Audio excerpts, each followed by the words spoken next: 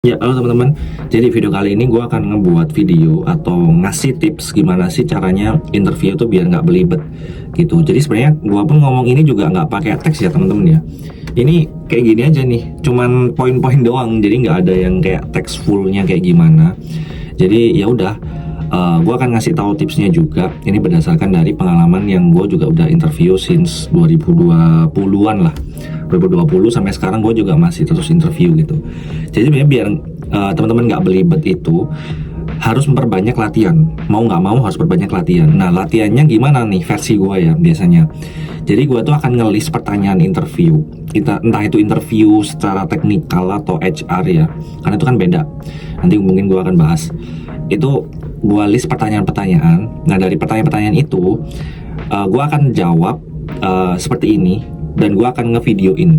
Nah, nanti setelah gue ngejawab itu, gue akan lihat videonya apakah jawabannya itu cukup memuaskan atau enggak. Apakah cara gue ngomong tuh belibet, apakah ada kebanyakan kayak gitu. Itu gue akan mengevaluasi hasil dari ya gue ngomong kayak gini gitu.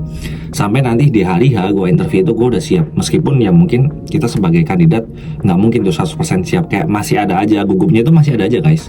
Rasa gelisahnya itu masih ada aja gitu. Jadi nggak mungkin tuh dilepaskan 100% tuh nggak mungkin. Agak sulit. Bahkan gue pun juga kayak gini, gue masih ada gugupnya, masih ada gelisahnya, masih ada. Tapi at least dengan latihan yang cukup, kita latihan tiap hari gitu, kemungkinan besar kita akan meningkatkan kepedean kita gitu. Jadi stepnya kayak gitu ya teman-teman ya. Jadi memperbanyak kita interview aja, kita kayak pura-pura interview, kita ngomong sama interviewer di kamera nih, tapi gue ngomongnya sama kamera gitu. Jadi gue akan jawab. Jangan lupa jawabnya versi Indonesia dan juga versi bahasa Inggris, karena kebanyakan sekarang juga loker pakai bahasa Inggris ya. Jadi harapannya kita bisa ngomong pakai bahasa Inggris. Itu yang pertama. Yang kedua, kita itu harus ngelatih spontanitas. Ini mau nggak mau ya teman-teman ya. Alasannya kenapa kok kita harus melatih spontanitas ya, karena kadang itu HR tuh ngasih pertanyaan cukup random dan kadang kayak out of topic banget. Jadi ya udah, kita harus siap kan, mau nggak mau kita harus siap menjawab pertanyaan yang out of the box. Nah, itu biasanya kalau tips dari gue sendiri ya, gue harus memperbanyak jenis atau kuantitas dari interview itu sendiri gitu. Misalnya nih, gue ngelamar apa nih, ya udah, misalnya gue nggak lolos pun nggak apa-apa, tapi at least gue harus latihan interview. Gue harus memperbanyak jam terbang lah, at least memperbanyak jam terbang untuk interview itu sendiri, karena itu akan sangat membantu teman-teman. Mau nggak mau, suka nggak suka, itu akan membantu banget. Karena ya kita sebagai kandidat tuh nggak mungkin, akan sangat impossible untuk interview pertama langsung bagus. Jadi kita harus latih terus tuh.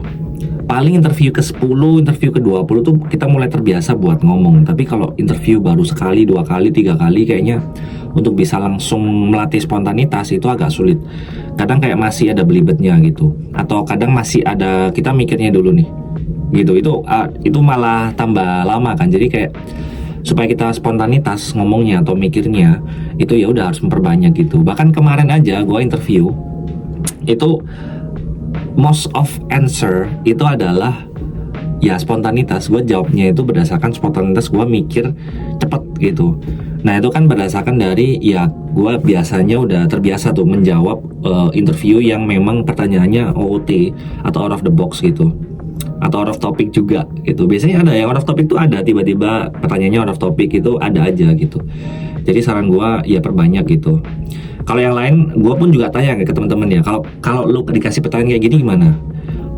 Kebanyakan mereka akan bilang, gue akan mikir dulu, gue akan buat notes dulu. Tapi karena gue udah mulai terbiasa untuk spontanitas, jadinya ya udah jawabnya itu by spontanitas aja gitu. Tapi sebenarnya itu plus minus ya. Kadang kayak kita tetap harus mikir dulu. Jadi jangan sampai kita nggak berpikir dulu ya. Tapi kalau misalnya kita udah spontanitas, ya udah. Kadang kita harus, misalnya kita udah dapat jawabannya secara spontan, tetap kita sebagai kandidat harus mikir dulu nih jawabannya udah cukup bagus atau enggak gitu. Jadi jangan otomatis spontan jawab aja, jangan asbun, istilahnya kasarnya itu jangan asbun teman-teman. Jadi tetap dikonsider setelah kita udah punya jawabannya, tetap dikonsider apakah jawabannya ini cukup memuaskan atau enggak, apakah cukup profesional atau enggak gitu, apakah cukup memuaskan usernya atau enggak gitu. Jadi itu tetap harus dikonsider. Jadi mungkin tipsnya itu dulu ya. Buat part pertama ini, gue kayaknya nggak akan buat video terlalu panjang, gue akan buat video pendek-pendek aja tapi beberapa part. Gitu teman-teman, semoga membantu. See you next video, bye-bye.